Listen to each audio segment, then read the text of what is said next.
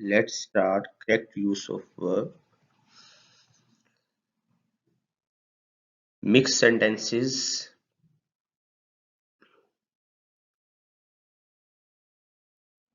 It's number 6. The news of her murder spread throughout the country. जी, यहाँ भी देखें time marker तो नहीं है, हमें टाइम का अंदाजा नहीं हो रहा, लेकिन अगर हम जनरली सेंटेंस को एनालाइज करें तो किस तरह से हो सकता है। उसके कत्ल की खबर मुल्क भर में फैल गई। फैल जाती है तो थोड़ा सा ऑकवर्ड है, फैल जाती है, फैलेगी भी थोड़ा सा ऑकवर्ड है। तो नॉर्मली या तो फैल चुकी है या फैल गई, यानी या तो फर्स्ट फॉर्म तो नहीं आ सकती है ना, वो तो फिर किसी सूरत में नहीं आएगी। या तो हमें पास्ट इंडेफिनिट चाहिए सेकंड फॉर्म, या फिर प्रेजेंट परफेक्ट चाहिए हैज के साथ थर्ड फॉर्म। तो आइए देखते हैं। स्प्रेड, जी कौन सी फॉर्म है स्प्रेड? इसकी फॉर्म्स भी ट्रिकी हैं, इनको भी जहन में बैठा लीजिए। स्प्रेड स्प्रेड स्प्रेड अनचेंज रहती हैं। ये फर्स्ट फॉर्म तो नहीं हो सकती, क्योंकि अगर फर्स्ट फॉर्म होती तो साथ एस आना चाहिए था। इसका मतलब यहाँ ये सेकंड फॉर्म यूज हुई ही है, जो कि पॉसिबल आंसर हो सकता है। Beta option spreading. ये बात हमें मुसलसल तीसरी मरतबा मिल रही है कि बगैर हेल्पिंग वर्ब के वर्ब यूज किया जा रहा है, तो जो कि हम रिजेक्ट कर देंगे। चार्ली में हमें पता चला कि टू स्प्रेड है। The news of her murder to spread, कोई भी सही कंस्ट्रक्शन नहीं, ऑकवर्ड। बीटा और चार्ली एलिमिनेट कर दिए और हमारे पास डेल्टा आया स्प्रेडिड। अभी हमने बात की थी कि स्प्रेड की तमाम फॉर्म स्प्रेड स्प्रेड स्प्रेड है, ये चेंज नहीं होती। तो इसका मतलब अल्फा राइट आंसर है, क्योंकि यहाँ हमें सही कंस्ट्रक्शन मिल रही है और ये सेकंड फॉर्म है, पास्ट इंडेफिनिट है।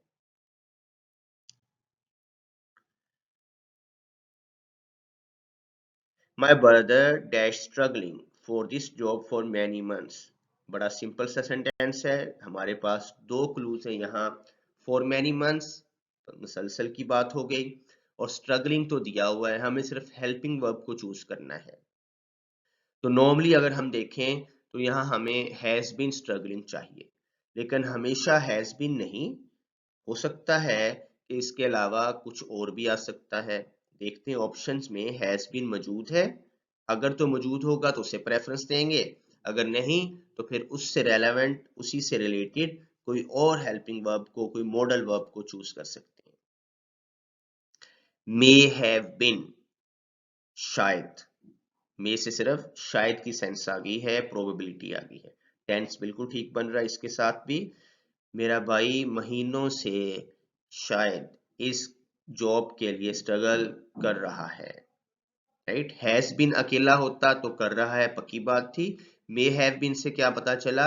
शायद, प्रोबेबिलिटी की सेंस। और हमें पता है कि जब हैज बीन तो हो तो ठीक है, और अगर हैव बीन है तो वो आई और वी और प्लूरल के लिए यूज होता है, यू के लिए यूज होता है। जब हम कोई मे, कैन, कुड, शुड वगैरह लगा दें तो उसके बाद हम हैज नहीं, सब के साथ हैव ही यूज करते हैं और फिर बिन। जैसे फ्यूचर परफेक्ट में भी, फ्यूचर के कॉम्बिनेशंस में भी हम विल हैज बिन नहीं बोलते, will have been. Will has finish नहीं बोलते, विल हैव फिनिश्ड। तो may have been grammatically tense wise ठीक है। बीटा में चलते हैं। विल हैव, अकेला देखिए विल हैव स्ट्रगलिंग, कोई टेंस नहीं बनता। विल हैव स्ट्रगल्ड होता या फिर विल हैव बीन स्ट्रगलिंग होता, इसलिए बीटा रिजेक्टेड। माइट बी हो सकता था अगर फॉर मैनी मंथ्स का जिक्र ना होता, अगर मुसलसल की बात ना होती तो माइट भी हो सकता था, इसलिए इसको भी रिजेक्ट किया। और डेल्टा में हमें मिला अकेला इज, तो अगेन इज मसलसल वाली सेंस में नहीं यूज होता। इट इज रेनिंग, बारिश हो रही है। It has been raining since morning. तो हमें मसलसल के लिए कोई परफेक्ट कंटिन्यूअस टाइप टेंस चाहिए। अल्फा को लॉक किया, may have been. Next one, I do not know dash T. तो यहाँ चाय बनाने की बात हो रही है। जब भी बनाने की बात हो, किसी की बात हो कि मुझे ये काम आता है, तो हाउ टू यूज करते हैं। I do not know how to make tea, I do not know how to make tea चाहिए, I do not know how to swim, I do not know swimming नहीं, I do not know driving नहीं, I do not know how to make tea होना चाहिए। हमें how to याद रखना है, how to के बाद first form infinitive structure, how to make, how to verb की first form, how to prepare आना चाहिए। I do not know how prepare wrong, I do not know how to prepare tea जो कि हमें चाहिए right answer. I do not know how prepare tea, या तो होता I do not know how he prepare tea, ये तो अपनी बात हो रही है इसलिए बीटा ही राइट आंसर है। हाउ प्रिपेयरिंग कोई भी सूटेबल कंस्ट्रक्शन नहीं है। तो होपफुली आपको ये स्ट्रक्चर पहले से पता है। I know how to swim, I know how to drive, मैं ये नहीं बोलूंगा I know driving, I know swimming, हमेशा हाउ टू के बाद फर्स्ट फॉर्म चाहिए। नंबर 9, नेक्स्ट वन है जी, he would enjoy this if he be here.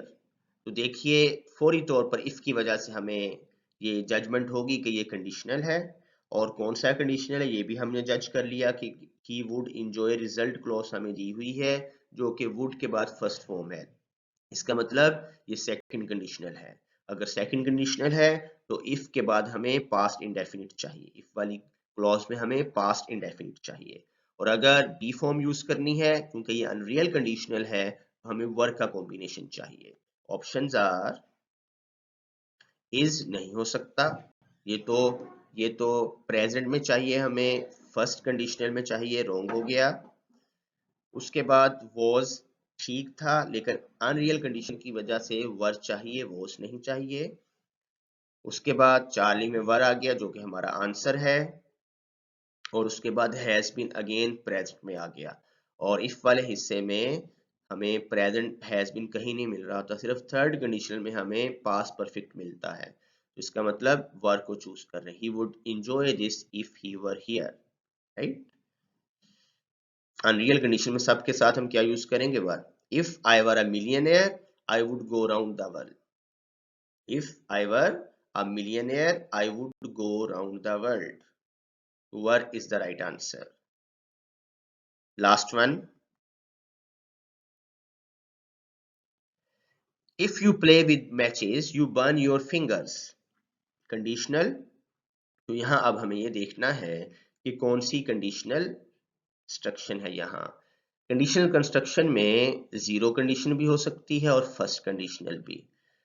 अगर आप दिया स्लाइस से खेलेंगे, माचिस से खेलेंगे तो आप अपनी उंगलियों में जला बैठेंगे। अगर आप मैचिस से खेलते हैं तो आप उंगलियां जला बैठते हैं। अगर जीरो कंडीशनल की सेंस हो तो नॉर्मली यहाँ यू की जगह होना चाहिए if one plays with matches, फिर ज्यादा जीरो कंडीशन की प्रोबेबिलिटी बनती है। ऑप्शंस पे चलते हैं। एनी हाउ, मे बन जी, जैसा कि हमने कहा कि कंडीशनल में हमेशा ये नहीं होता कि आप विल या शेल के साथ फर्स्ट फॉर्म यूज करें पहली कंडीशन में। For example, if he works hard he will succeed, normal construction है। If he works hard he may succeed, he can succeed भी आ सकते हैं। तो मे बन वैसे तो टेंस वाइज ठीक है, एडजस्ट हो रहा है। बीटा, चार्ली और डेल्टा को देखने के बाद हम फाइनलाइज करते हैं। Burn, if you play with matches you burn your fingers, अगर आप माचिस से खेलते हो तो आप अपनी उंगलियां जला बैठते हो। ऐसी बात जो हमेशा दुरुस्त है और कोई काम करता जा रहा है, तो ऐसी बात नजर नहीं आ रही। If one place with matches, फिर ठीक होना था। एनी हाउ, चार्ली क्या है, बर्न्ट सेकंड फॉर्म आ गई, तो यहाँ सेकंड फॉर्म का तो कोई कॉम्बिनेशन नहीं क्योंकि फर्स्ट कंडीशनल है, और माइट बर्न भी पास्ट में जा रहा है। तो चार्ली और डेल्टा को हमने एलिमिनेट कर दिया। अब मे बर्न और बर्न, तो अगर आप माचिस से खेलोगे तो शायद आप उंगलियां जला बैठोगे, तो इसलिए हमें क्या चाहिए, अल्फा। क्योंकि माचिस से खेलने से जरूरी तो नहीं कि माचिस की तीली जलाई जा रही है, तो क्योंकि प्रोबेबिलिटी है इसलिए हम मे का यहाँ स्ट्रक्चर यूज करते हुए अल्फा को चूज कर रहे हैं। If you play with matches you may burn your fingers. तो इस तरह से हमारी ये एक्सरसाइज मुकम्मल हुई। It's the time of your questions. Now it's your turn.